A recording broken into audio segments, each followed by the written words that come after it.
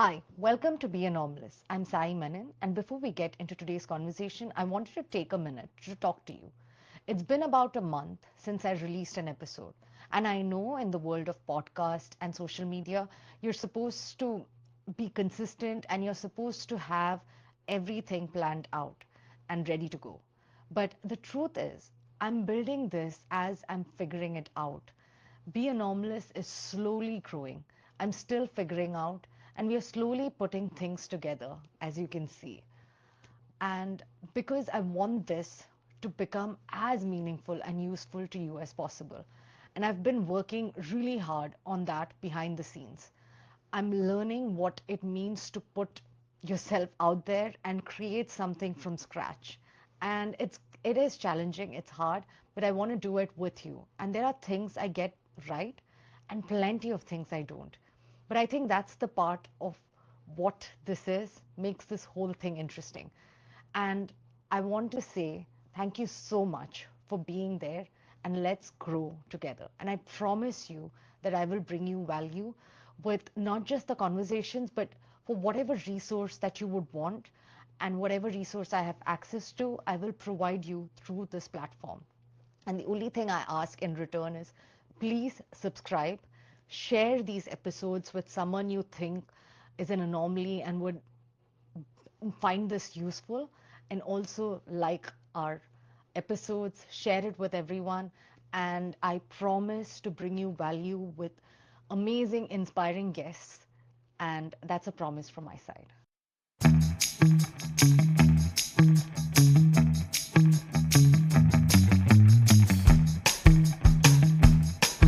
Today's guest is Dr. James Richardson, a cultural anthropologist, consultant, author, and someone whose career has taken anything but a conventional path. James started in academia, moved into market research, taught himself the language of business, and eventually built a career as an independent consultant, helping emerging brands and founders make smarter decisions about growth. But what makes his story particularly interesting is how openly he talks about being a misfit and navigating the world as a late diagnosed, highly functioning autistic adult with a brain that doesn't always work the way systems around him expect it to. He talks about creating systems to work with your own brain rather than constantly fighting against it. And we get into something I think every entrepreneur needs to hear. What happens when fear and financial pressure start driving your decisions, and why sometimes the most rational thing you can do is step away, breathe, and look at the math. This conversation is about business, but it's also about self awareness, reinvention, and finding an environment where your differences become your advantage. So let's get into it. James, welcome to Be a Normalist. I'm so excited to have you here and have this conversation where it's not usually what people would expect when they think of business consultant. They don't think of the background that you have. So, could you introduce yourself and could you also tell us a little bit about your background? Sure. Thanks, Sai, for having me. Happy to share my anomalous experience. I'm a cultural anthropologist by training, and I left academia. I went into market research. Specifically, I went into ethnographic in-home consumer research on food consumption. That was the niche I started in. And I got out of that fast, relatively fast. Got thrown into some projects in the deep end in consulting for big food and beverage companies. That's when I kind of had to make a decision whether I wanted to leave research behind as my sort of work identity or get involved in solving business puzzles for business clients. And that was not an easy transition for me, but probably took 4 or 5 years and a lot of experimentation. But I was, because I essentially had to learn about business on my spare time. Okay. So imagine you're in an organization where you're hired to do a fairly low level thing, produce a report. And if you're trying to now learn the motivations and interests of a stakeholder group that you actually don't even meet, they're the audience, internal audience of the people you're working for. Yeah. That's the problem. So it's very rare for market research professionals to ever do anything in the executive side of business, ever. And they rarely talk to them because they're selling into a consumer insights stakeholder who's got their own little fiefdom. Yeah.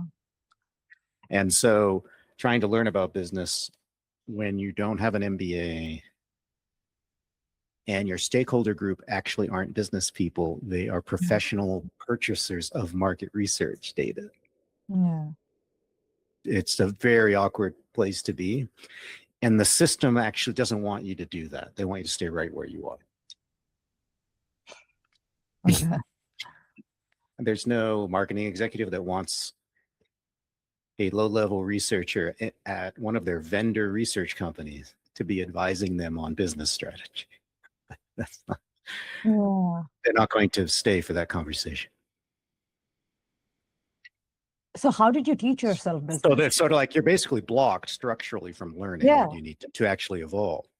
So what happened for me was that I worked for a small firm that has its own little niche and was run by a former tech sales executive who worked for big public tech companies, the old Silicon Valley, Generation 1 Silicon Valley.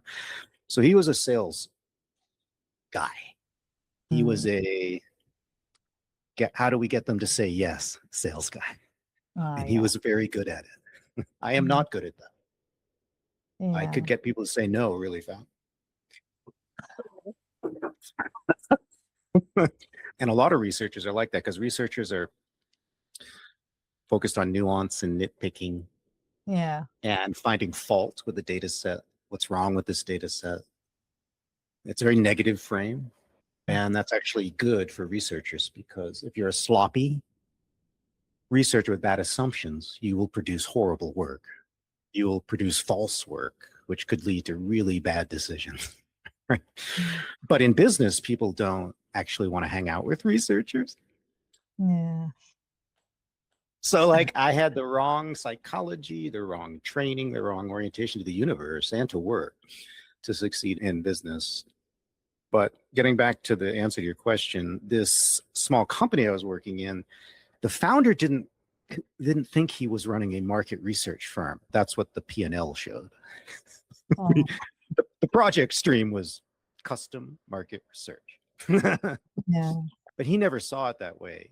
He was willing to sell almost anything on the knowledge worker continuum. He wanted to make money. Yeah. So the fact that he was a sales guy and knew how to, which meant he was unusually good at getting people who shouldn't be listening to us at all about this topic Z business strategy to listen to us. Yeah. Because he had been in executive strategy meetings for years. So he knew how to talk to a business executive about big picture things. So he could get them on the phone, get them in the conversation. And then he basically just threw a bunch of us and himself essentially into the deep end on some projects for some Fortune 100 firms. One of them didn't go well, but we learned and then got better at it and then did some really important work for that company, which I don't need to name. But so we learned on the fly and he was willing to take that risk because this consulting that he was selling in was not part of the base business.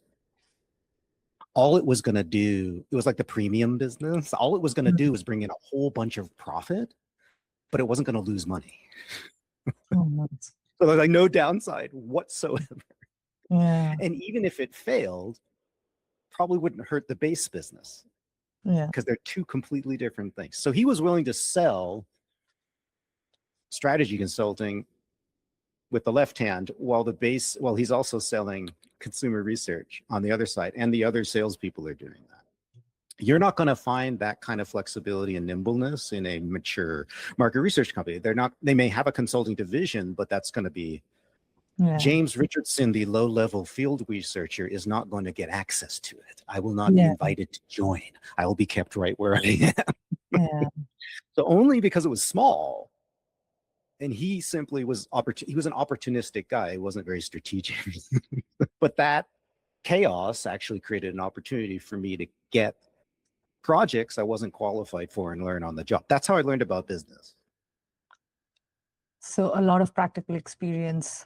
And there was no downside for me Yeah. because I have no MBA, I have a PhD. Everything about me is not credible to an executive audience in America, at least. Yeah. So I had nothing to lose because I was already not qualified for the conversation. It's Yeah. actually it's not that dissimilar to being a field anthropologist in a foreign culture where you are not fluent in the language, you're not natively fluent in the language, which was true for me in southern India. I'm not fluent in the culture, the customs, the etiquette.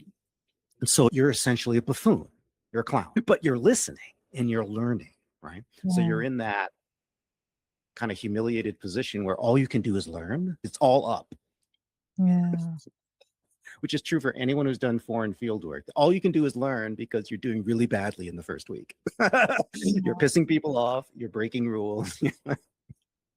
So if you can't handle that humiliation, doing what I did is not going to work for you as a professional. When I humiliation, you're going to have, be it business people, look at you like you're a freaking idiot. Yeah. So you have to be willing to endure that.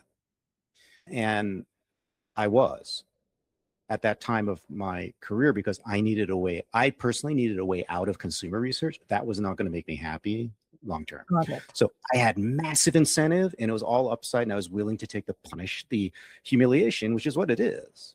When you say stupid things because you're learning. I don't know how else to put it. I'm not going to give you examples, but Yeah, no. but this is part of the learning process for any professional. You're going to go into a meeting, you're going to screw it up. You're going to screw up the meeting. Yeah. But I mean, how much it's not limited to neurodivergent people either, but it just Yeah. but you have to be willing to do that. Yeah. And as a neurodivergent human being, I've always been a misfit on the outside of groups. So I don't get as humiliated as the average person like you would, Sai. This is what people don't understand. It's like being neurotypical means you actually unconsciously craft your whole life to avoid that discomfort. You don't realize you're doing that, but that's what a normal human being does. It's called conformity. Yeah. Find the safe track, conform to it, play by the rules, the track will carry you. And that's your average successful corporate employee. The unsuccessful corporate employee would be James Richardson. Now, I never worked in that kind of organization because I would have been spat out. I would have been fired because I wouldn't have respected the hierarchy. If the executive says something stupid, I would just contradict him. And you're Well, not that doesn't doing it work. on purpose. No, I think I'm helping. Yeah. The challenge is that for me, the awkwardness of learning business when you through the humiliating process of screwing it up as you're learning fast is something that I had already been through that in graduate school. That's what a PhD in field anthropology is. Yeah. So that to me, this was not like, now your average MBA actually can't handle that level of humiliation. I've met them. They can't handle it. Yeah. They would because cry, they're not used to scream, and that. quit. They would Yeah, fucking they're not quit. used to that. Yeah. They're not going to put themselves through that. I know Yeah. it.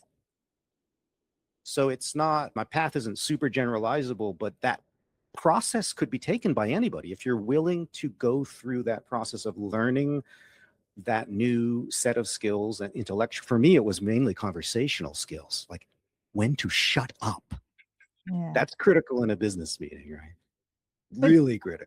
that is more because of your neurodivergent background, or do you think it's more as And the research background. research background? Yes. Because researchers, when you hang out with a bunch of researchers, they just start spewing raw data and riffing on shit, and they go off on tangents and they chaotically wind up at the truth or some finding later. But that doesn't work for business people. They want really clear, crisp communication, no tangents, no BS, and that has a value. If you have a short meeting and you have to make a high stakes decision, you cannot tolerate wandering and silliness and tangents and random data. Yeah. Because, I mean, those won't drive the conversation forward and also Yes. might not be understood by everyone in the meeting. Thank you. So that's a big problem I have, is that I talk at a level of sophistication that presumes you know as much as I do. Yeah. So how did you teach yourself that? Let me finish. Oh, sorry. I thought that could only be a benefit in business, is to be the guy in the room who's not missing any details, being super comprehensive, and being very sophisticated. Surely this must be awesome. But the problem is, when you have someone like me go into a room without a lot of coaching, which I later got, and talk at that PhD level about nuances I think matter for the client's business strategy or decisions, and I'm not reading the room, which I'm not good at. I'm still not that great at it, to be honest with you. I would literally trigger a condescending reaction. So people would just assume I was condescending to them because I was talking over their heads. And then I would get irritated if they asked for more explanation. Yeah. Which is a sort of an instinctive reaction of people whose brains work a little too fast for their own good. Right? The researcher background is a part of the problem. I think if you want to get into executive level careers, and work with that level of audience, it's a problem that's a lot easier to overcome than the neurodivergence. So you put them together, and by the way, a lot of geeky researchers tend to be neurodivergent. I hate to break it to you. Oh. It's really true in social science. If you think about it, who are the people who are going to be most attracted to diving into, as professionals, how the world works, how human society functions? The people who feel they don't fit in. Yeah. Who don't understand the rules. Yeah. So, and that was definitely I think one of the big drivers for me unconsciously was that I wound up in a field where I could focus on understanding the world, because fitting into it was not my strength.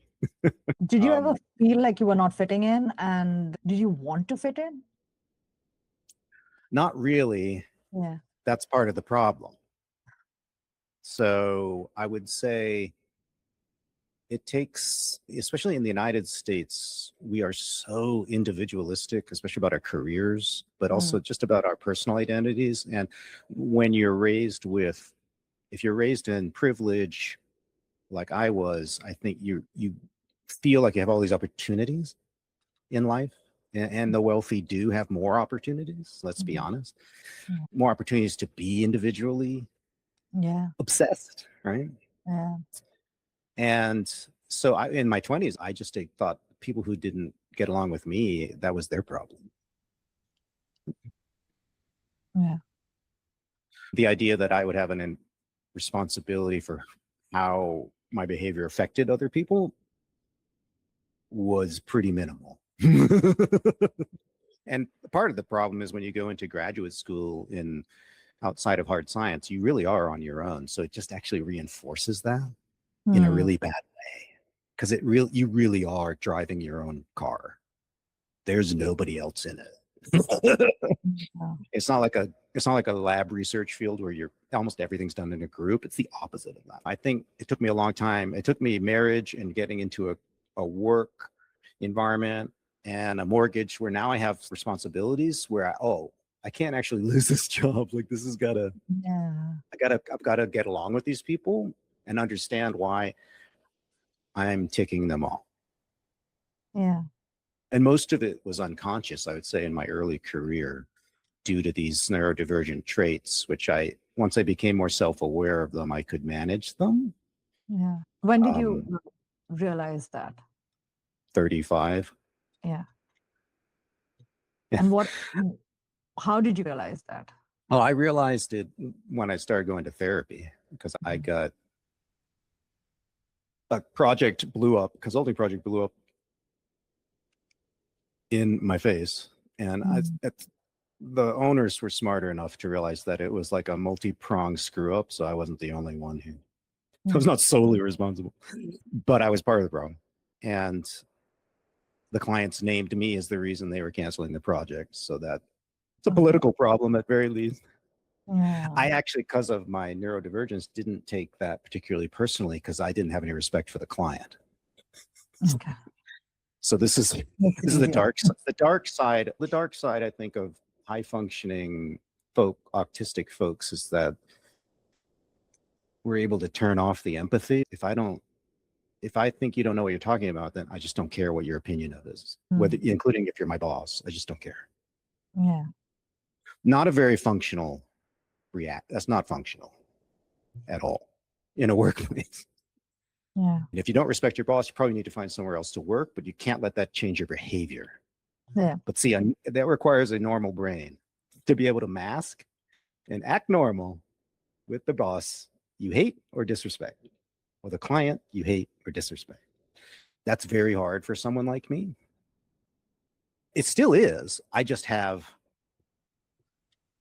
a series of preparatory steps cognitively that I've learned to take before I get into conversations. Do you think if you had known early on in your career, it would have made it a lot easier, especially in your graduate school? Yes. I don't think I'd still be in academia. I think because the odds were stacked against me just demographically in anthropology at the time. They were oversupplied with white males. They were trying to get other people into the field. So I think I was just screwed on that front, but I definitely would have been a better networker in graduate school. And networking is actually, so networking, this is true in almost every industry where the talent is potentially oversupplied. Yeah. Then networking is how you're going to get the job, because every job is going to get 1,000 applications, right? Yeah. And it could just be a really cool company, right? It's going to get tons of applications, right? So Apple Computer is going to get tons of engineering applications. So how are you going to get that engineering job at Apple Computer? Not just by filling out the application. Good luck. Most likely you're going to network your way into that job. Yeah. You'll go through, you'll fill out all the forms, but that has nothing to do with why you get the job. Yeah. Someone who's got social skills problems is screwed in that kind of competitive landscape. They're just going to lose. Yeah. So yeah, it would have helped me network, because networking is how I would have, I think, been able to build a reputation in the field ahead of applying for research and ahead of doing my field work and graduating. And I saw people do that and it worked, but I just couldn't. To me, they were like aliens. I'm like, who does this? Who goes to the academic conference and spends all their time having coffee and chumming?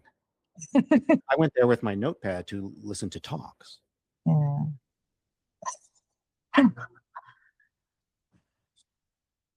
I also think, but this plays to your advantage a lot too, right? In the field that you're in now, being a consultant, the success comes from being so unconventional in your path. Yeah, tell us a little bit about that. Yeah, I think the business that I now run, which is essentially built off this book behind me, it's not something I would have predicted I would ever do. But I think in a way that's kind of the pattern of my work life, is that I was always doing stuff that 5 years earlier I would have just laughed at. And I think it's just part of my process of adapting to changing, to finding a place where I can be more comfortable. The reality is that someone with a brain like mine, we easily get stressed out and we don't manage that stress well at all. And this is something that a lot of people could learn from therapy for things like anxiety or depression. Whether or not you have Asperger's or not doesn't matter. But what I found in therapy was that there's a certain amount of cognitive behavioral tricks that I could use to stop myself from catastrophizing or getting frustrated about low-level things. But there was also, I was able to realize I had to get out of the company I was in. So I realized that the environment, sometimes you have to find the right environment when you have a brain that's weird, right? And so it Yeah. just took me a long time to find that environment. That environment is me working by myself, selling my services.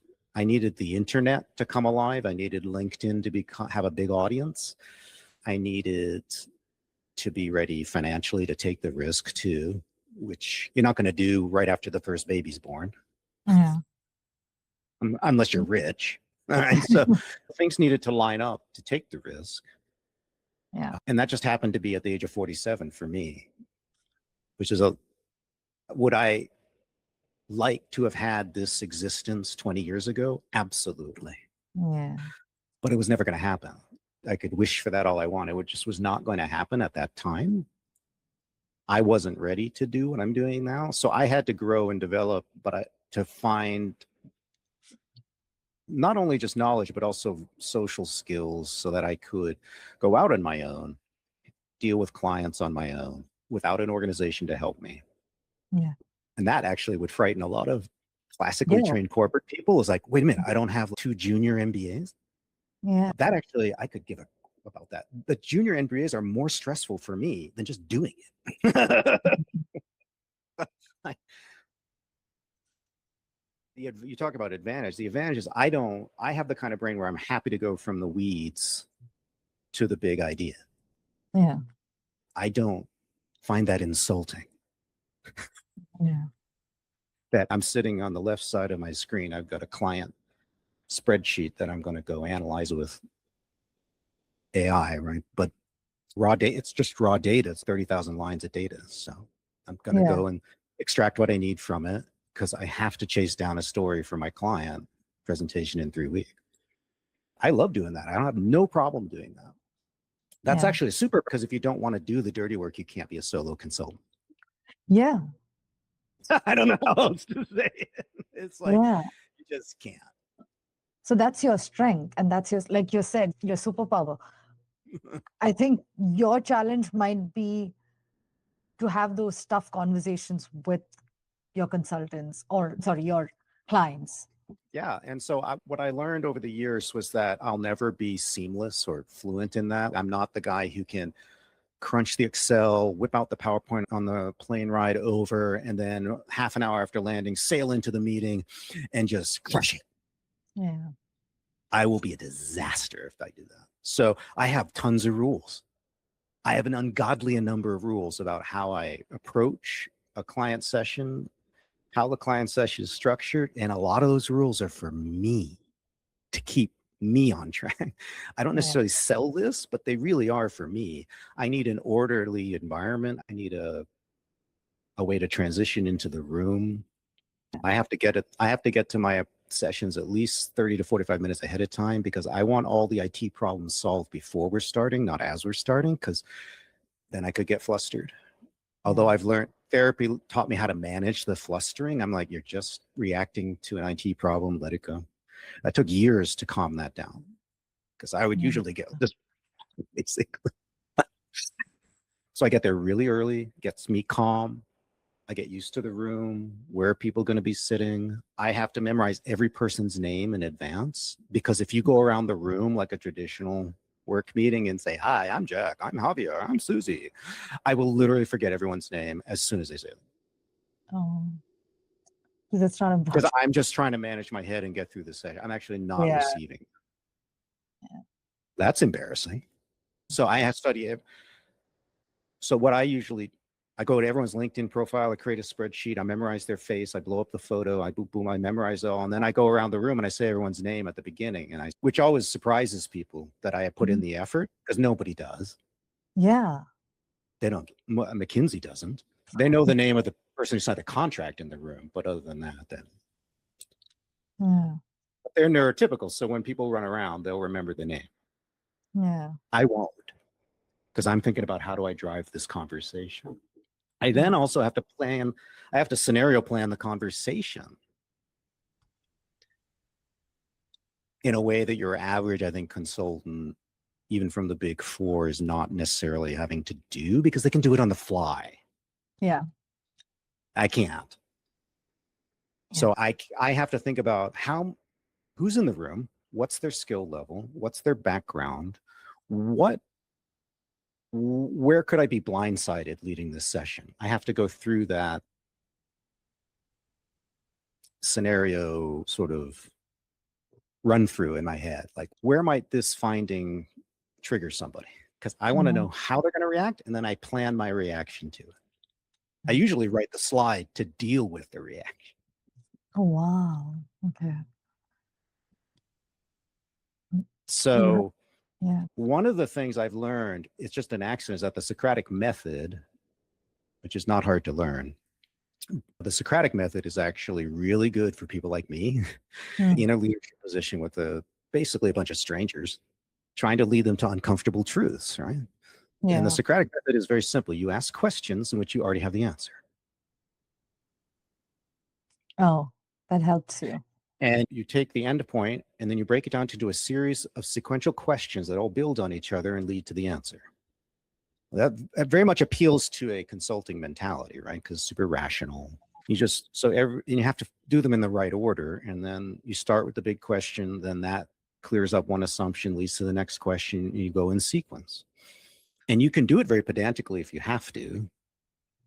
And that works really well for clients who are, I don't know, not that bright. But what it does is it allows you to act in a condescending manner without coming off that way, because they own the idea. Once you get to the answer, it's their answer. Because it's sort of, we agreed that this is true, then this is the question we have to answer next. So I have pretty structured sessions. I want to push people through questions and answers and decisions. I think people who want to make decisions like that, and founders really like that, because founders are not interested in a BCG McKinsey read through. Yeah, that's not why they're coming to you. No, that's about McKinsey and BCG selling the next 10 million of services. So they have no time for that. They want somebody who's going to come in, cut straight to the chase as fast as possible, help them make key decisions, and then leave. And I'm happy to leave. That's the other. A lot of consultants who are in my position make the mistake of trying to force a relationship for their own sales benefit that nobody wants. Like, you got to let the client drive that. And I don't want these relationships to begin with, so it's really easy for me not to force it. So I never make that mistake, ever. How do you find your clients? Because, like you said, with you're working for yourself, you're not extensively into networking. So how do you find the clients? I guess word of mouth? So yeah, for people like me and for people like who have a brain like mine, historically, we would fail as independent consultants because we don't have a Rolodex and we're not good at selling. Particularly, I'm a lot better now than I was 20 years ago. So I do have some mojo when I have a reason to, but to me, that's closing, not selling. So I'm very good at closing, but I'm not a guy who is going to just start pinging people in his LinkedIn network, seeing if he can get him on the phone, seeing if we get 50 grand out of him. No, I don't do any of that.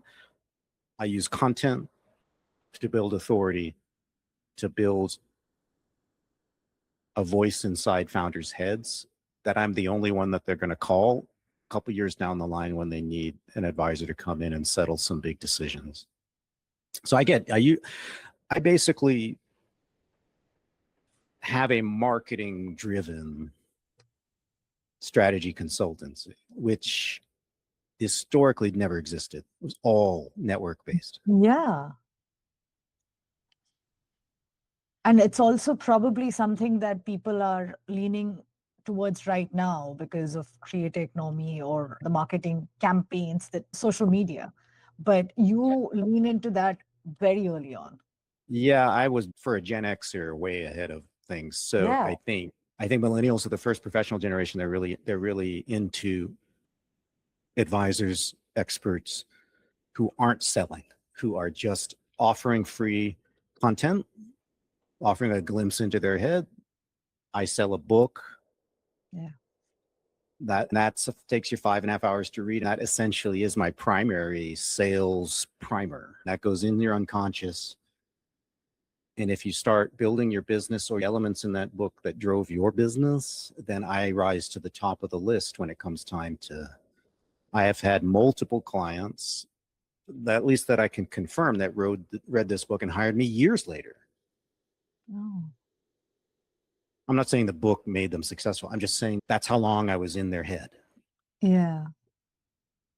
And so a lot of what I do for marketing is just constantly remind them that I exist. Yeah. So I'm not, there is a persuasive element to some of the content I put out. Obviously the book has some, but that book is really not, it's not about my business. It's not about what I do. No. And that's why I let people like it. Yeah. It's That's why I kind of took off, because I'm not selling premium growth solutions every other paragraph. And it's amazing. The book gives practical advice, how you don't usually find this kind of advice, especially for CPG or brand building. No, because there aren't a lot of people who know the things in that book. Yeah. Like all of those things. I was very lucky with some consulting projects to get some access to doing very niche research on emerging brands, and that's what inspired the book. And it does stand on top of the shoulders of other folks like Byron Sharp at the Bass Ehrenberg Institute and other folks. It's meant to stand on top of that because it's more about a business. The entire mental model for growing an emerging CPG business is much more than a marketing communications problem. It's a big problem.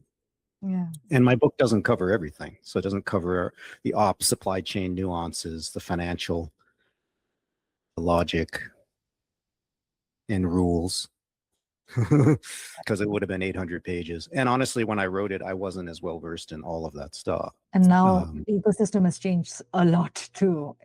Yeah, right. But the rules in my book still apply because they're very high level. They're pretty high level. And I think what inspired me to write the book was there's so much bad advice floating around Expo West and the trade shows. And I would go to the shows somewhat naively looking for clients, because that's what you do when you're starting off. That was my research lab for my consulting business, was I'll just talk to a whole bunch of people and what are the big questions that founders have? Is this even the right audience? Who is my audience? That took a while to figure out who my audience was. And then I realized that I needed to write a book that was designed for anyone in it, basically a book for someone who was at the beginning, who could benefit from some things that my team and I had learned working for big companies that no one else was going to publish. That actually is true. There really wasn't going to be anyone else who would have actually gone out and who knew similar things. They would not have gone and written the book. They would have no incentive to write it. In fact, investors they love the book and they hand it out to folks mainly to get them off the phone, which is great. Yeah. It's great because it sells the book. I just need the book to get out there, but I'm actually competing with them. So the book's actually a problem. Yeah. The book has become too successful. Yeah. In a sense, because investors, there are a bunch of institutional firms who knew everything in that book, almost everything. But that was knowledge they wanted to have for themselves. That was their leverage. Yeah. And I popped the bubble. So there are venture capital firms who are running around in the 2010s, a little too much money to invest from Wall Street. And they were just pushing people to over accelerate because they just felt like if they could just pump up enough of these bets to scale, that a small number of them would essentially stick at scale. And at that scale, they would now be profitable. And we didn't care whether the business had great unit economics early on. We'll just pump it up, solve that problem later, or we'll just pawn it off to some private equity firm and they'll clean up the mess. These are all valid strategies. Yeah. I know it might sound crazy, but they are valid financial strategies to an investor. It's extremely cynical business. A lot of people were taken advantage of. A lot of female founders had their companies hijacked. by sexist assholes. I don't know how else to say it. I saw it happen. And this book was written to attack that whole notion. The other thing that, and I didn't write the book with this intent, but I did think it would dissuade more people than it has. Yeah. Because when I reread it, I'm like, man, I would never start one of these. Yeah. I personally, It's the but I bug. just explained to you how I have a lot of interpersonal stress management Yeah. issues. So obviously not a good choice for me. Yeah. You mentioned about the female founders and how they run into a wall and they're forced out of the companies or whatever that might be, or run into or drive the company to essentially sell out or bankruptcy. As an early founder, what are some ways that you can avoid these mistakes, especially as we spoke about before? Founders get desperate when they're not getting the funding or they're not able to get to that point. So how do you avoid those mistakes early on? Yeah, I think a couple things. One is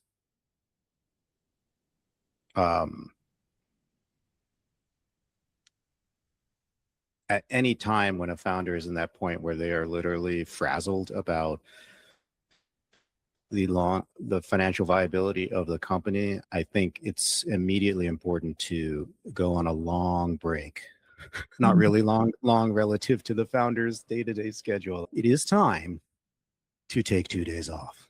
I'm not joking, because if you don't calm down, like the next things I'm going to say, they're just useless. So you cannot solve a burning financial problem or an operational problem in a business when you're in a heightened emotional state of panic, says the guy who's easily thrown into panic mode. Yeah. So I'm an expert on that. And so what you don't do is make plans when you're panicking. Yeah, If you absolutely. can't stop the and honestly, I wrote a white paper a couple of years ago about this. I don't pump it up that much, but it's somewhere on my site. If you dig in the blog section, if you can't get out of the panic mode, you must end the business. Yeah. There's nothing. There's no debt it's unlikely you have a debt, to be honest. When you're talking about this audience, unlikely you have a debt so bad that you cannot get yourself out of it in the medium term. You have to protect your mental health. Yeah. I cannot emphasize this enough. So you should be able to get out of a panic in a day of snowboarding, fly fishing, whatever it is for you. Then you need to ask yourself, I think you have to actually get hyper rational. And it's what most people don't do. They actually start going to the clouds. Like, why did I start the business? What's my passion? No. You got to do a cash flow forecast. Like, when does this business die? This is something that's knowable in math. The business doesn't just keep going. Yeah. Because you had a passion. It literally will sputter. Yeah. And at some point, the credit card is turned off and it's over. You know what I mean? And you can forecast when this hell is coming, and you have to do that. And then depending on how bad that reality is, you've got to say, look, our priority may be to break even as fast as we can. And that could mean changing your routes to markets. The number one thing that people can do very quickly is to move the revenue into different routes of market, so that what's called their contribution margin essentially gets healthy enough that they're making enough to cover their operating costs. And there are other people on the internet, on LinkedIn, who can coach you ad hoc even on how to put these spreadsheets together, or AI financial models now are getting very good at it as well. So you need to know how long you've got. And the worse that answer is, the more you have to focus on shrinking the business, potentially cutting it in half if necessary, so that you can get the business to regrow in a better route to market.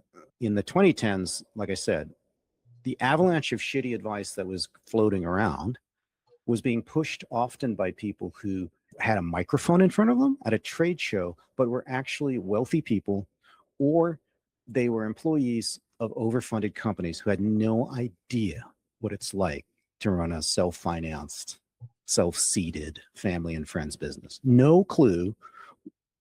They had never even seen a P&L from a company like that. So they had no business being in front of that microphone talking about how founders should do anything. They shouldn't have been there. But they could say, I work for Beyond Meat or whatever the hell it was, right? Yeah. Yeah, but you were trained as a corporate employee at General Mills. Who the fuck? You don't know anything about the founder perspective at all. Right? So they're pushing advice like, just go raise money. Or my favorite was, food businesses never make money till they get to scale. That's the kind of comment that is really easy for someone who doesn't actually care about founders to say at a microphone at a conference. And I think that kind of comment often passes for a truth when it's amazingly condescending jerk comment. Yeah. And just to clarify, it's not true that you have to lose money to get to 50, 75, $100 million. It's just no matter absolutely, completely not true. Nor do you have to start with 10 million. What you have to have is a business with a contribution margin, basically north of 40%. Not easy, because it means you have to really be smart about your routes to market early on. You can't begin the conversation or begin the thought process of distribution with, oh God, how do I open up my first KE distribution center? Which is what you will learn from the people with the microphone who've never run a small business. Yeah. That includes the investors with the microphone who've never run a small business. Yeah, because for them, it's like one of the businesses turn into unicorn, and that's good enough for them, right? Scaling. I know more about what it's like to run a small business and survive and pull a business out of nothing when everyone thought you were going to fail than any institutional investor I have ever met who's paid 2% on the fund pile. Yeah. Which kids is 7 figures a year minimum. That's their salary. That's non-performance related. How do you kind of... You want to listen to that guy talk about the struggling small business? You can if you'd like. I would suggest you go find another talk to listen to. Rich guy from the firm has no clue what you're going through. And he's never had to do what I just talked about. A 6-month cash flow forecast to figure out, oh my God. Now, the other thing is that people need to plan their businesses better. And there has never been a moment with better tools than now. Some of them are free, but I would pay $200 if someone's selling a $200 CPG finance cash flow forecasting spreadsheet. Buy it. As long as they sound reputable, it's going to be a lot more knowledgeable than you, unless you have a CPG finance background. So the tools are there. Invest in them. Most people are raising money to start. Right? So know how much you need to raise in those first 2 years. That's actually it's a doable, but not a simplistic mathematical exercise. Yeah. And that amount of planning will cause people to get out of the situation where they were in the 2010s. Oh my God, I need $500,000 or it's over. And you shouldn't have to be in that panic. You need to have cash flow monitoring systems that give you red flags. And with AI, this is so much easier to actually set up now, where you can get these systems to basically be that CFO you can't afford, right? And red flag things. And you're like, oh crap, we've got a problem. An inventory flow problem, whatever it is, you can actually monitor these things much more seamlessly than 10, 15 years ago. So please take advantage of those things. So there's a responsibility to not kind of stumble your way into that panicked financial situation. But even if you get in there, I tell people, take time off, come back and do a really rational cash flow forecast. And you're going to have to trade off things. This is part of the entrepreneurial struggle, is you may have to not grow for 18 months. You might actually have to shrink and come back out of the ashes. Fine. This has all been done quietly by hundreds of businesses. Don't be fooled by the Inc. magazine stories. How long do you think it takes to get, how much time do you need before you go for a funding round? Do you know what I mean? I'm sorry, before you go for A funding round. Usually that, people race in few months because they're running out of cash. How much? no. I think what I tell people, and I've seen this with my clients, what I tell people is that you need to have a family and friends network that can carry you through private seed rounds for probably 3 to 5 years. If you really want to if you want to be focused on non-financial stress, especially in CPG. Again, do that contribution margin exercise. And if you don't know what that is, there's tons of investing websites that'll tell you how to run those calculations. But it's really important that every path to market you have a CM number for. And if that CM number is below 40%, you need to raise more money to survive there until you can get your costs down on production and other things. So there's many different ways to make the puzzle work, but it's a complicated puzzle. So I have a very famous client who I'll not mention, but their CM was in the low 30s when they started. He raised a ton of money. Now, he had a reputation to do that. He was trusted by institutional investors. There are certain categories,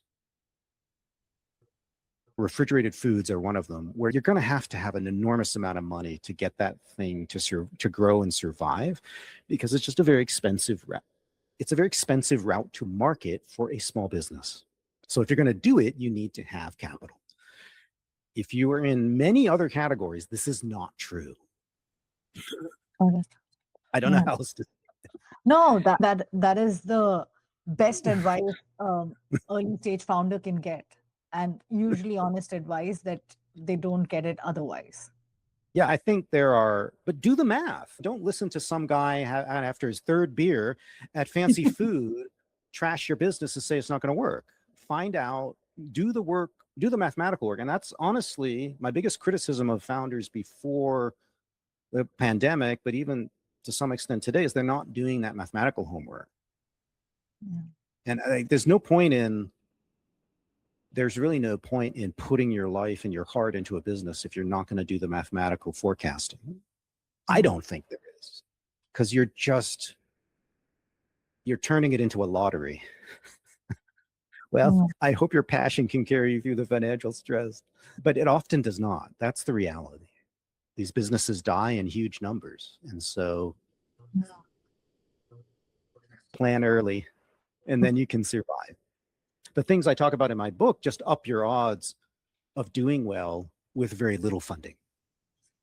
Superb design. Let's see that. Putting your marketing money into time and sampling and interacting with people as opposed to paid media, which you can't afford anyways. Because you don't have any distribution.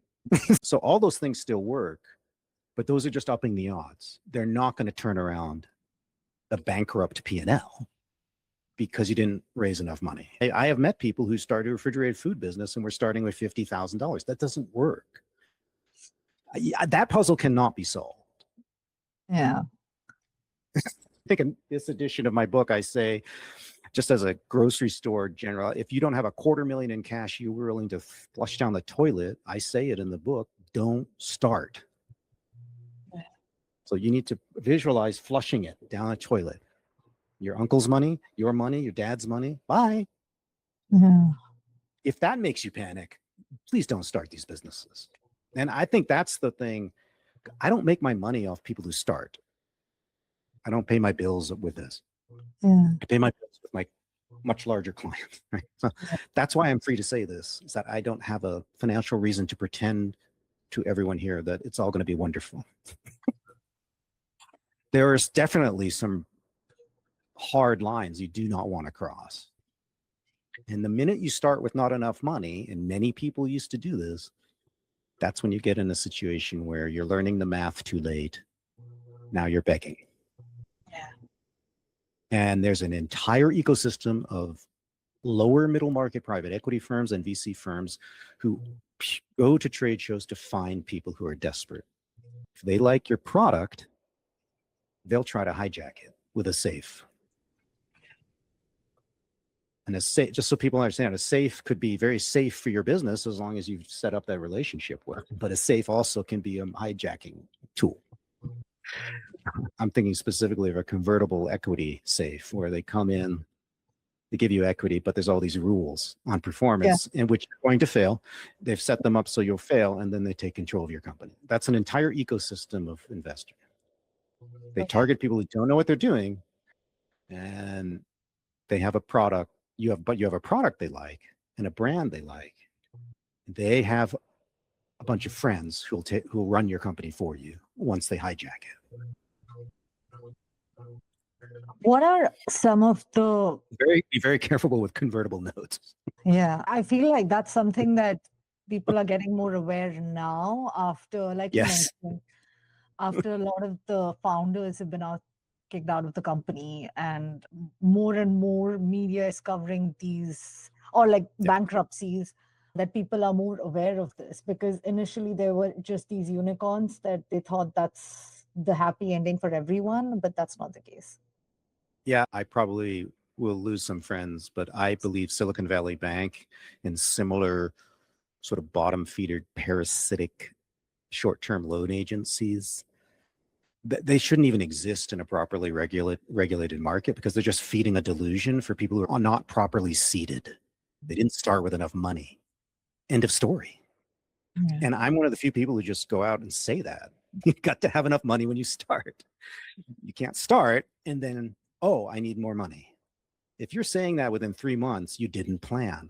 And I think there's a whole ecosystem of people who are like, oh no, oh honey, your business is great. I've got this great 25% short-term loan. So you just got to pay it back in 90 days. You're getting a purchase order. You're getting an invoice payment, right? There you go. You'll be able to pay me back. Oh, you didn't pay me back on time? That's 26%. Yeah. These people are everywhere. Yeah. They want you to fail, essentially. I'm not saying that they're all bad people, but their business model wants you to fail. Yeah. What have been the tough conversations that you've had to have? Because you meet founders at such vulnerable stages where they might have taken loan, they have families, and they have so many things relying on the business. And it was mentioned in your book too, having those conversations with your clients in those situations. How do you navigate that? And what has been the biggest lessons that you've learned from these situations? Oh man, I have fewer of them now. I'm trying to think back, just because I mainly work with 15 million plus revenue. So they still deal with that, the smaller ones, but not as much at that point in the business. Tough conversations I have are primarily around founders they've had that initial success. They're already rare in their success. They're in this elite group that's gotten into phase 3 in my little model of revenue growth. And it's very hard to even get there. And they're now very tempted to get distracted. Let's do new categories. Let's fire out a whole bunch of products. Let's open up a whole bunch of channels, right? Because now you have cash. So my consulting practice right now is focused on folks who the market has proven that there's something there. Now it's a question of, do you want to keep winging it, or do you want to bring in a professional who's worked solely with these folks so that you can stay growing?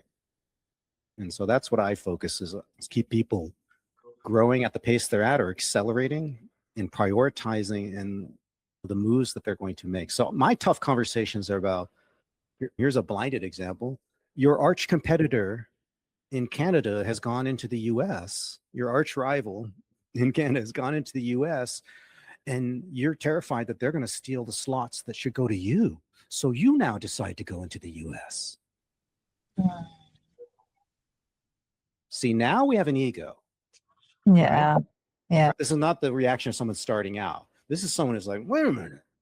Yeah. This is totally understandable. I'm not saying that, and you're going to, people will have this response, but you have to learn to just mute that down, because this is where people make non-strategic moves. You'll see it all the time at Expo West, people just parroting. You've got $20 million businesses stealing each other's ideas from year to year. It's the most insane, reactive, myopic, non-strategic behavior I've ever seen. It's all going on all the time. Oh, I'm doing okay, so now I should study all the big trends. I should have a protein SKU. It's like, but you're not a nutrition brand. No, but I need to have a protein. All these crazy things will start to come into your head because you can now do them. Yeah. And so the tough conversations I have are having to be the voice of no. No, that's a low priority idea. Here's a couple paths to keep growing, but they're going to require that you focus on this. I have to have tough conversations all the time about people's staff. You don't have the right people.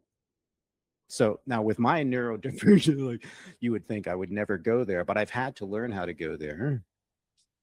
And I haven't always navigated that well, because there is in small organizations, people are very defensive about this tiny group of people that they've tied themselves to. And if you start suggesting that that someone on their life raft is a problem, it's really terrifying, because you're stuck on the life raft with them. Yeah. But unfortunately, I'm really good at pattern analysis. And so I do that across my clients. I know how high-performing marketing, salespeople, ops people, finance people function. And a lot of folks who get into the 8 figures, they don't have the right team. They have a few people that are right, but not everybody. They have people holding them back. They don't realize. Founders tend to get very attached to the people who get them from 0 to 20 million. I understand. Wouldn't you? Yeah. You would get very attached to these people. That doesn't mean that they're people who can take you to 100 million. So to make that example really concrete in sales, most early stage CPG companies, they need salespeople who are what's called business development people. They cold call, cold pitch, cold handshake, and chase people and get you onto shelves and negotiate access where you shouldn't get any, right? That's who you want early on. You need someone who's good at that. But as you get bigger, you actually need someone even smarter than that. Actually, a lot smarter. You need what's called an account manager. And that's what big public companies are full of. They're full of people who manage account. Their sales teams are shelf managers. They have category analysts and all this staff. The sales executives there are actually that good at turning on a retailer with a brand that nobody's heard of. They can't do it at all, but they're really good at expanding the brand block. They're masters at it. And so when you get into the 8 figures, you usually need to turn over your sales leadership, because you have somebody who actually can't maintain relationships with a buyer, and they can't negotiate at a sophisticated level. How did these conversations go? Have you? So I have learned, because I'm dealing with a very small team, I'm not having a session with the founder in a closet. I'm with their leadership team, right? So the problem person is in the room. So I always have a 1-hour tete-a-tete with the owners. Yeah. And that's even in the agenda. So I just boop. Yeah. And that's where I spend my time divulging. So this is the thing, is I have to spend time during the session paying attention to behavior. And how to navigate that conversation. Yeah. So I've gotten a lot better at doing that on the fly and going into those conversations. And I try not to I don't leap to conclusions. I usually get them to ask more questions internally. I want them to figure it out ultimately. Is this a person that you can grow? Is this a person that will grow and become an account manager? Are they that good? Or do you need to just find someone else? And the reality is that most garden variety salespeople are horrible at relationship maintenance. They're very good at getting people to say yes. if you think about I'm being a little stereotypical, but you think about sort of the glad-handing frat boy who is just fun to talk to, or sorority sister, these people are fun to talk to. They're fun to party with. The party is very temporary. That's actually not a lot of time that you have to be agreeable. Yeah. It's a challenge for me. I don't go to parties much. Most people have a problem being agreeable for 4 hours. Yeah.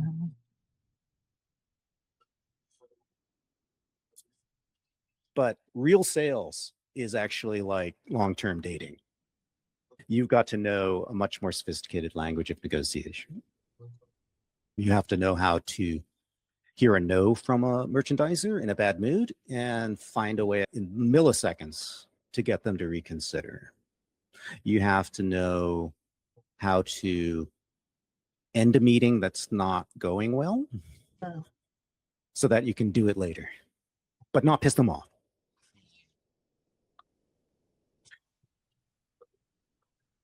You have to learn how to throw your weight around without being a jackass. Right? It's not easy. No, it's not.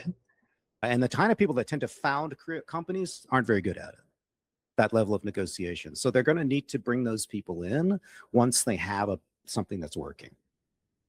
So yeah, I'm often having that tough conversation, like sales leadership needs to change, or your marketing leadership needs to change, because often in CPG, your marketing team is usually just doing trade stuff. Right? Okay, he wants a catalog ad, so we need to have some two-dimensional thing with our logo. It's just, so you're doing all this stuff that's basically for retail marketing.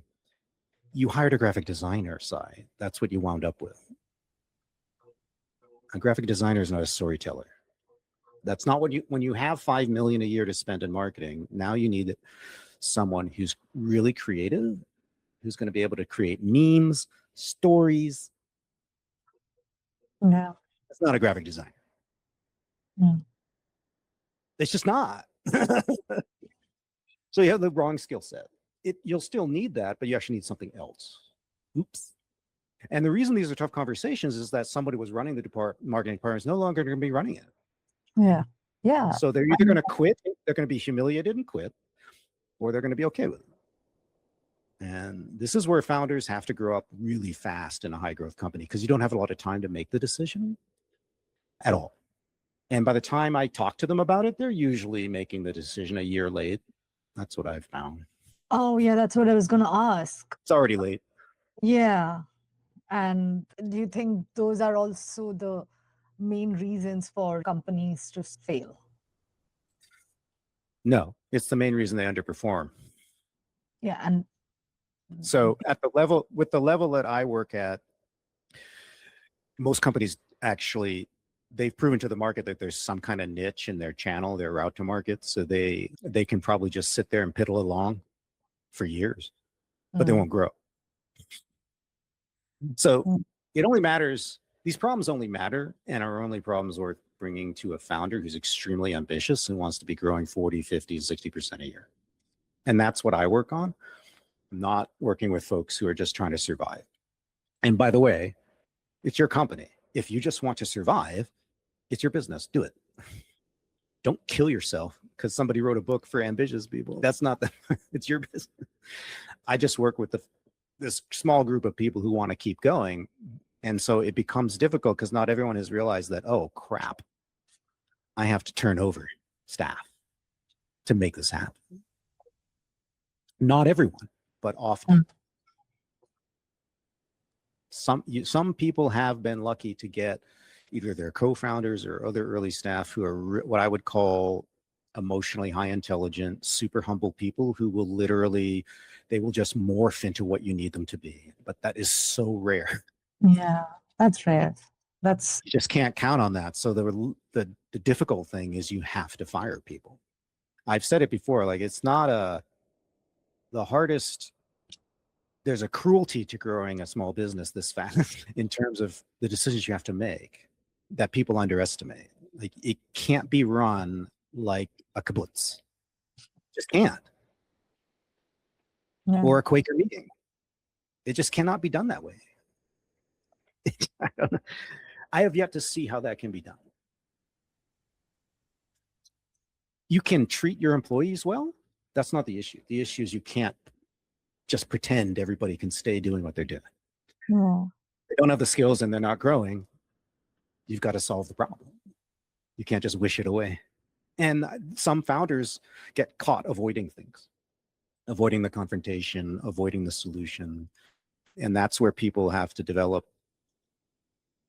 as leaders. And good leaders, if you're committed to a certain high growth objective, the leader has to be committed to that objective and servicing it. You're not there to maintain employment for someone. Yeah. Does that make sense? That's what I tell people. If your priority is maintaining employment, do that. Do that. I don't know how to make a high growth company work with that attitude, because you're going to inevitably maintain the employment of underskilled, not competent people who are not growing. And I have worked in such a company. And I was the ambitious guy and no one else was. Yeah. That is hell. So people like me, we quit, right? And so the reason it doesn't work is that it's not just because it doesn't work because the not very competent person you're keeping is undermining the business and hurting it. Yes, it's because the talented people you have will leave. Yeah. Like I did. Yeah. Good for you.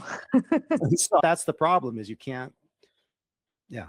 It's the darker side, I think, of high growth companies is the personnel turnover, which needs to be intentional. It needs to be intentional for the benefit of the business. And even the founder is not excluded from that, right? That's one. Oh, no. Yeah. So I had one of my favorite clients said, James, this year I decided to fire myself from HR. I am so bad at this. That level that's of the attitude that you want to have. Yeah. It's like when you were small, you had to have the employee fight meetings. Now that you have money, you can hire someone, a professional, to manage those conversations better and earlier. Yeah. So yeah, firing yourself is a great skill. And I think often founders or maybe have to grow into that. Yeah. It's usually a lot easier to fire yourself from various functions when the business is in the 8 figures and growing and there seems to be some mojo. If you're stagnant and cash is tight, this is very hard to let go. Yeah. But yeah, so those are my tough conversations. Believe it or not, they're prioritization, and then do we have the right people in the right seats? I mean, strategy and your talent, they're inextricably mixed. They're not separate streams of analysis. If your strategy has X components, then you're probably going to need a leadership team that looks like Z versus a different strategy might.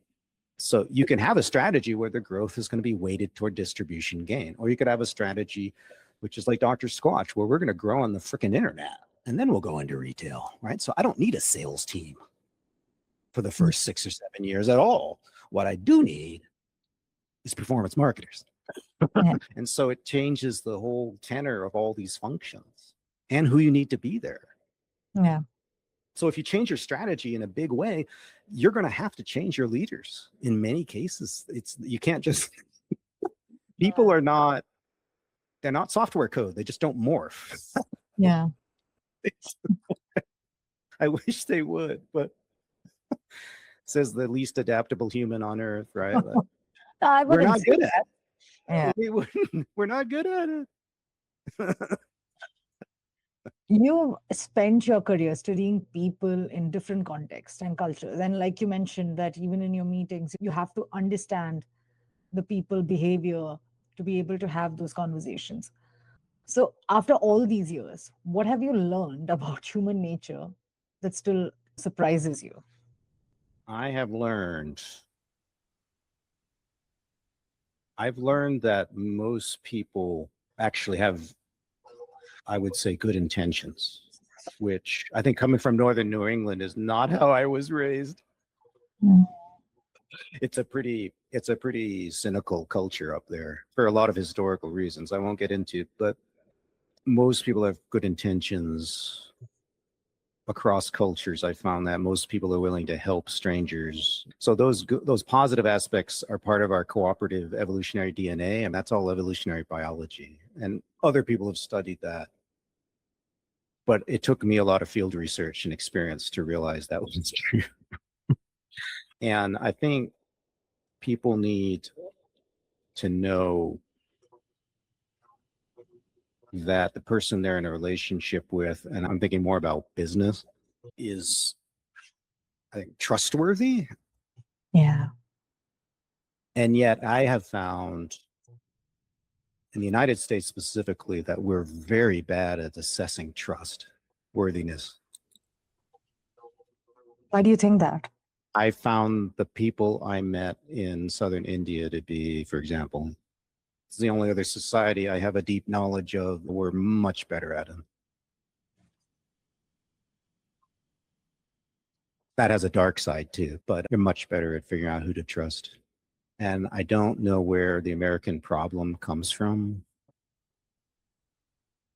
I've written about this on Substack. I do think there's a lot of American media, entertainment, business writing, thought leadership, which is drowning in a very opportunity-centered, optimistic, let's focus on the upside view of human nature that supports this view that most people have good intentions. Here's the trick, though. They have good intentions within specific domains. Mm. It doesn't mean that any one given interaction or person you're interacting with is one where you should be trusting that person. In other words, intentions may be good. That doesn't mean you should trust somebody. I don't know why this seems to be harder for Americans, but I never found people that naive in India. In fact, I would meet working class people with a less than high school degree who seemed awfully savvy socially. They knew how to work the system. That is so interesting. Because it's much more important in India to be able to network beyond your family to get anything done. And so if you can't create a massive network of friends in urban India, your life is going to be very painful. Or you need to be really rich to be a loner in India, like massively rich. And then you can just snap your fingers and anything will happen. Most people can't do that. They need a lot of friends, which means you have to spend a lot of time with non-family members. And so you have to get good at who you can. And there's tons of scammers. Oh. I've never seen so many simultaneous con jobs going on than I did in southern India. Lots of angling, lots of scheming. So you've got to know how to filter it out. And people are pretty good at it. And man, they get upset when the white foreigner calls them on their behalf. You're not supposed to know that. Yeah. So knowing that, what would you tell your younger self? Knowing my younger everything that, yeah.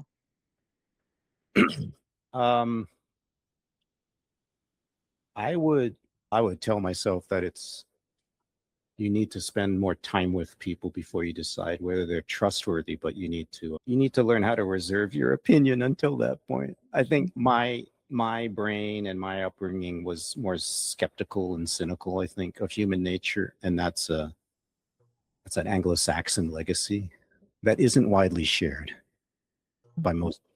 I really don't believe that. And cross-cultural analytics is my thing.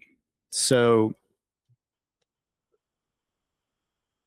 I think that my younger self needed to be more patient with people rather than assuming a guilty until proven innocent trust philosophy, which that could work in other cultures and societies and does. Yeah. Like it won't harm your reputation, but it does here. Yeah. In other words, people want you to show that you trust their good intentions. And if you don't do that, they don't like you at all. I never, not for 1 minute living in like southern India, did I feel like people expected me to be friendly toward them. Oh, They assume that would be earned through some transactional exchange, right? That's what they assume. okay. Yeah. Whereas I think America, especially in business, there's a certain demeanor you're supposed to put on, Yeah. which I still don't understand. It makes no sense because I feel like I'm inviting people into my life. Like I know nothing about you. You could be the next Lance Armstrong. I don't want to be in a relationship with you. I get DMs from crazy people too. I don't want to. They think they know me because of the book, the podcast. I don't think. Oh, yeah. Yeah. So that distinction between showing good intention, but also keeping a boundary and then not actually trusting people that you don't know are Yeah. trustworthy. That's a fine balance. It is, and Americans suck at it. So that's what I'm telling you. Yeah. I don't care what the color of their skin is or anything. If you're born here in the middle class, you're probably not that good at that because you were trained to just be glad-handing, happy, optimistic, seeking opportunity, meeting all these people. And I'm just saying that, like, when I lived in southern India in the early 90s, people were very careful about who they got into a friendship with, extremely careful. They were so careful they would not receive a gift from someone they didn't really know. Oh, wow. Because gift giving is a form of entrapping people. Oh, that's so interesting. Yeah. And I feel like it is. It just and if someone you don't like or trust gives you a gift, the number one thing you do in Tamil society to get rid of that person is to immediately grab something in your living room and hand it to them. So in other words, you deny the gift by immediately reciprocating. Yeah. You don't say, I'm not taking it. Yeah. That's the Anglo-Saxon approach. I feel like this trait of Americans is probably one of the things that's showing up in founders as well that we were talking about earlier. Trusting and taking in sooner than before getting to know each other. How building trust prematurely at work, it seems advantageous in a very capitalist, growth-oriented culture. Yeah. But I think if you're in a society where, and India's changed a lot since I was there, but in the 90s, the growth had started to accelerate, but there's still, most of the people were just trying to survive. They literally just trying to get fed, even in the cities. So most people were not, they did not have delulu visions of themselves in the future. And when you're in that state of mind, you're focused. Trust is a big thing when you're in that state of, when you're surviving, you don't put blind trust into people.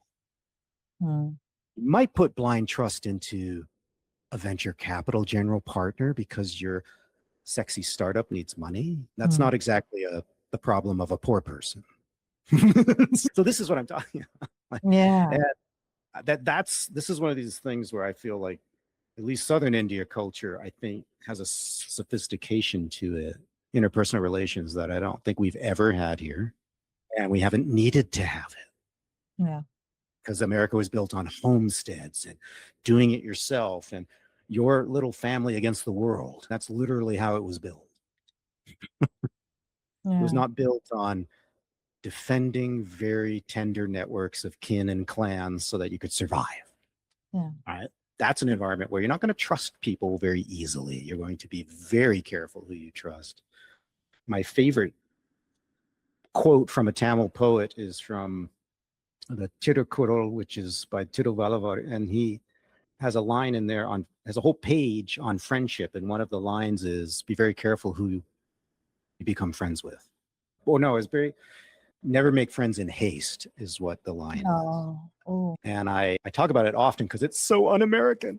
Yeah.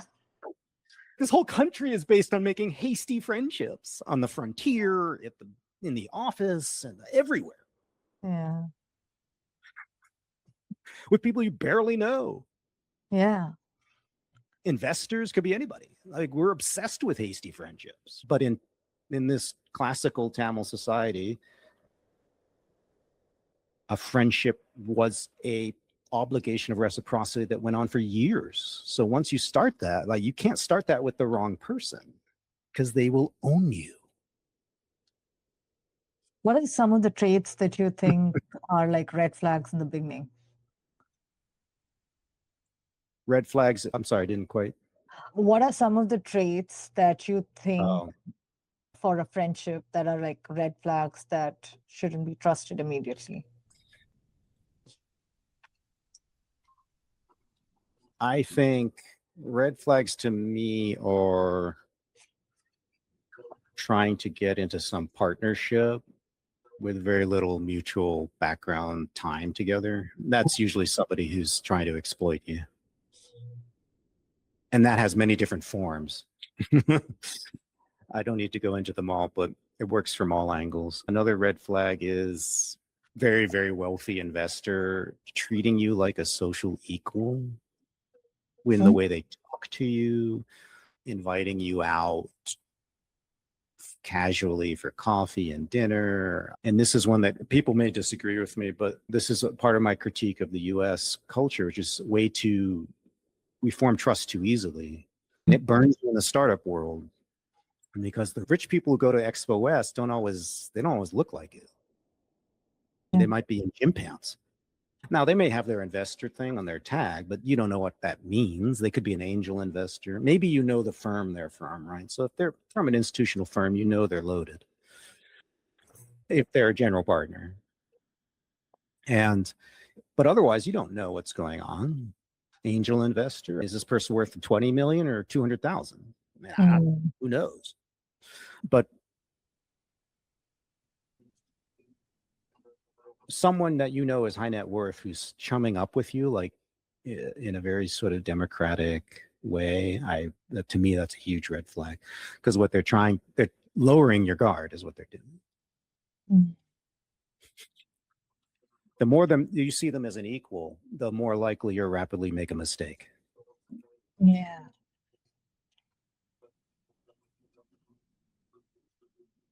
Those are really good ones. So I think you have to be aware of social asymmetries. Don't pretend they don't exist, because they affect every stakeholder relationship you have. I could drown you with anecdotes but I'll leave you with one because I got to run. I'll leave you with one, which is still just, and this is not at all uncommon. Oh, thank you for joining our female founder accelerator. I'm making up an example, but at blah, blah, blah chain. Oh, we'd love to give you a special access to an end cap. So work with our team and we'll give you access to this end cap that normally goes to Lay's and Coke and Pepsi and everything else. Talk to somebody. Sure, we'll get the end cap scheduled for this period 5, blah, blah, blah, blah, blah, blah. And then 2 months later, you get an invoice for $150,000 for the end cap. Oh, yeah. They never mentioned the money, but it was implied, or you inferred that it was because you're the female accelerator graduate. It's a logical assumption that you're being given a perk. Yeah. But the person was, they were so nice, Sai, on the phone. They're so nice and friendly. Yeah. They offered me the end cap. But they actually were so arrogant, so condescending, they couldn't even remember that you are struggling small business. And you need to know every time there's a fee coming your way. Yeah. Well in advance. That is so true. So instead of being given a perk, you were just sold. Yeah. Without even realizing it. Yeah. That is asymmetry of a giant chain merchandising organization basically fucking you. This happens all the time. Yeah. It's insidious. And so you just can't stop listening to the tone of voice and as if that's an indicator of trustworthiness. You need to be much more rational about these relationships. I hate to say it, but it would help if you were autistic. Because I really have a hard time with trust. For your own benefit. Yeah, but that has a real downside in multi-stakeholder kind of businesses. So you definitely don't want to have my brain for that reason, but you can apply a certain kind of hyper rationality And one way to do this, if you're one of these people who gets a little caught up in happy upside conversations, and that's what that was, right? Oh, an end cap? Oh my God. At Chain W? Oh my God. Yeah. Is that you need to have a checklist when you go onto these calls. Like things to remember, always to ask, what's the fee? When is it due? Just tattoo it on your hand if you have. Yeah. If you succeed, like most of my clients have, you'll get to a point where you don't have to be worried about the random $150,000 fee because you'll just groan and pay it. Right? You're not there yet. Be very careful how you enter these conversations. They are very symmetrical and they're biased towards the most powerful person in that relationship. And it ain't you. Yeah. Walmart just went to the fancy food show and gave a glorious pitch, apparently, of why Walmart's a great place for premium brands. Yeah. Now, why would that be? Is that because they're generally dying to help specialty food companies, most of whom at the show sell a maximum of 1 million, 2 million a year? No. They want higher penny profit UPCs in their mix because it helps their P&L, which is now being devastated by inflation. So you're there. I didn't know. I thought I was running a food company for myself, but apparently I work for Walmart now. And so now I'm going to go into Walmart and 500 stores to help their P&L. Yeah. That's not how you make decisions, right? You don't listen to that kind of propaganda. Yeah. And founders often get sucked into that. Yeah, but these guys they go to trade shows and they're really good at seeming like I'm not actually a merchandiser paid $600,000 a year in Northwest Arkansas, living in a big ass house with a massive pool and 3 dogs and 5 children. Yeah. Living in my little bubble, rich people. Yeah, they're very good at sounding like, yeah, that's a guy I could have beer with. No. And the challenge is that the answer is not to not trust people. It's just to be careful, cautious. Yeah, and I just my bias is that my old friends from South India are like masters at that kind of conversation. Because I saw it in front of my own eye. I was literally blown away. Literally be like, they would flatter the VIP and then he would leave. They would turn around like, God. Whereas I would have just insulted it. Yeah. Because I'm an American jackass. And I feel like, to me, it's like, you know what? I'm going to bring you down. That doesn't. So if you're good at that code switching, you're going to do really well. Yeah. If you're not, you got to figure it out. Yeah. Don't be sucked in. Yeah. James, I can talk to you for hours. This was such a great conversation, and I feel like we covered so many different topics. We always end Be Anomalous with one favorite quote, which you mentioned, but if there's anything else, and one favorite book of yours. My favorite quote, I'll say it again, which is from Trü Frü's 2,000-year-old book of aphorisms from Tamil, India, and that is "Never make friends in haste." It's the English translation. And my favorite book. Besides yours. My favorite book is a business audience. So I'm going to say Never Split the Difference by Chris Voss, which will transform, I kid you not, how to linguistically manage conversations with no leverage to get people to do things they shouldn't be doing for you. And it's written by a world-class hostage negotiator. So.